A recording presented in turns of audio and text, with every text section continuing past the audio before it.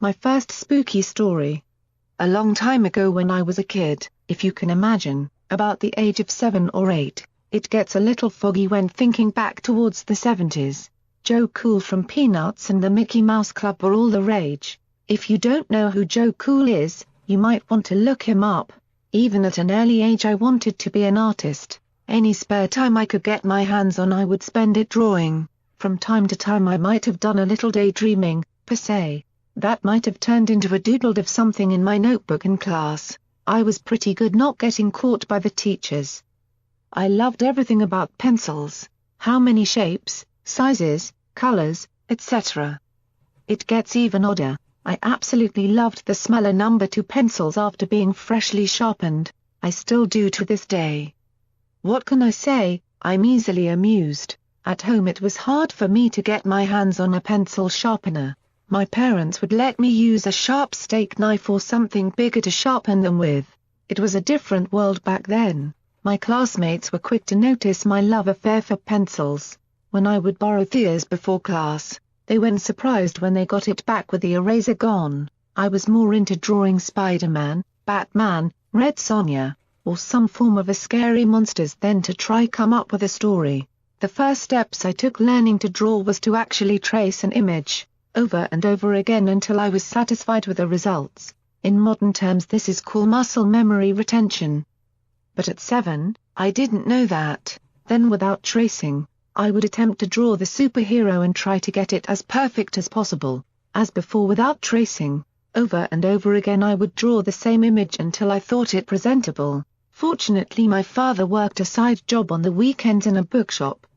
At the time, if a comic book was not sold they had to tear the cover off and put it into the trash. What a travesty. Every now and then he would bring some home.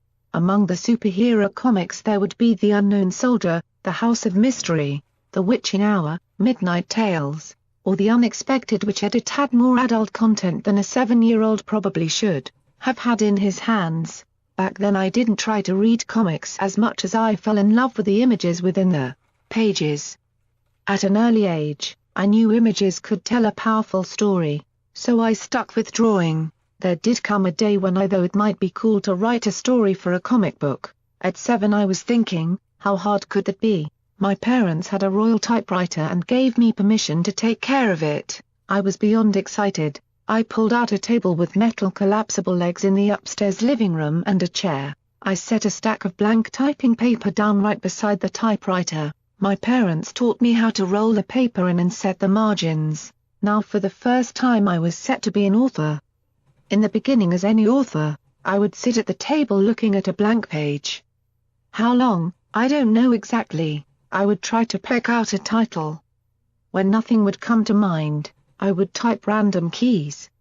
A word here, a word there. You could say I was practicing typing, but in reality I was lying to myself. Page after page of random characters found themselves on a page. It looked like Martian gibberish than anything else. The more I tried, the more frustrated I became. Compared to drawing, I felt like I didn't have the tools to become a writer. So, what was I supposed to do? Well, I did what any 7-year-old would do, plagiarize. Before jumping to conclusions, I had good intentions. If you were wondering if I knew what the word plagiarism was back then, the answer is a resounding yes. Like with drawing, I would pick a storyline that I thought was interesting and took the same approach. Instead of picking a Batman or even a Red Sonja comic book, I would choose more of the adult titles like The Unexpected, Midnight Tales, or The Witching Hour for the source of inspiration. With each bubble of dialogue I would create a new paragraph and type it word for word as if I was practicing drawing a stroke. I did this time and time again, but unlike with drawing I still wasn't able to create my own storylines. There is not a word in the English dictionary that could describe the frustration of a 7-year-old. So, I continued developing my drawing skills. The following year I was enlightened by an odd English teacher, not odd in the way she looked or acted but how she taught. She gave us an enormous project that started the day before October. The premise was to create the scariest story imaginable and have it completed by the end of the next month. Like this would fly in today's school system. For the first time I took this seriously. At home I went through my comics again and tried to find some form of inspiration. By using them as a crutch, I only found one thing: more failure. Meanwhile, sometime during the first week of October my mum bought an vinyl album to play for trick-or-treaters, for Halloween. Walt Disney Studios produced an album called Chilling, Thrilling Sounds of the Haunted House. On the back cover it read, "Turn your home into a haunted house with these spear-neck-chilling, heart-pounding, hair-raising sound effects.